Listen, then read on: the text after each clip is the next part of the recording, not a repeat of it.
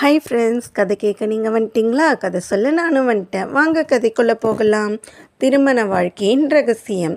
திருமண வாழ்க்கையை எந்த பிரச்சனையும் இல்லாமல் வாழ்ந்த ஜோடிகள் தங்களது 25ஆம் திருமண நாளை கொண்டாடினார்கள்.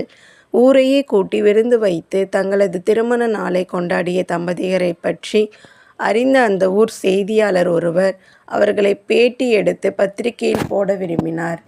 நேராக அந்த தம்பதிகளிடம் சென்று 25ஆம் திருமண நாளை ஒற்றுமையாக கொண்டாடுவது என்பது பெரிய விஷயம்.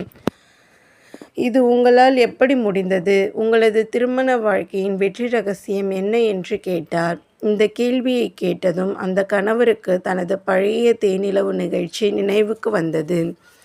நாங்கள் திருமணம் முடிந்ததும் தேனிலவுக்காக சிம்லா சென்றோம். அங்கு எங்களது பயணம் சிறப்பாக அமைந்தது. அப்பகுதியை சுற்றி பார்க்க நாங்கள் குதிரை ஏற்றம் செல்வது என்று தீர்மானித்தோம். அதற்காக 2 குதிரைகளை தேர்ந்தெடுத்து இருவரும் ஒவ்வொரு குதிரையின் மேல் ஏறிக்கொண்டோம். எனது குதிரை மிகவும் அமைதியாக சென்று கொண்டிருந்தது. ஆனால் என் மனைவியின் குதிரை மிகவும் குறும்புத்தனமாக இருந்தது. திடீரென ஒரு துள்ளலில் என் மனைவியை அது கீழே தள்ளியது. அவள் கீழே இருந்து எழுந்து சுதாரித்து கொண்டு அந்த குதிரையின் மீது மீண்டும் ஏறி அமர்ந்து கொண்டு, இதுதான் உனக்கு முதல் முறை என்று அமைதியாக கூறினாள். சிறிது தூரம் சென்றதும் மீண்டும் அந்த குதிரை அவ்வாறே செய்தது. அப்போது என் மனைவி மிக அமைதியாக எழுந்து குதிரையின் மேல் அமர்ந்து கொண்டு, இதுதான் உனக்கு 2ஆம் முறை என்று கூறியவாறு பயணிக்க தொடங்கினாள்.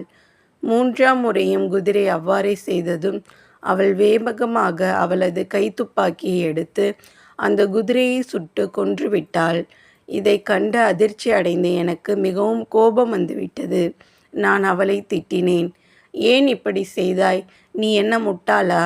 ஒரு விலங்கை கொன்றுவிட்டாயே, அறிவில்லையா என்று கேட்டேன். அவள் மிகவும் அமைதியாக என்னை பார்த்து, இதுதான் உங்களுக்கு முதல் முறை என்றாள்.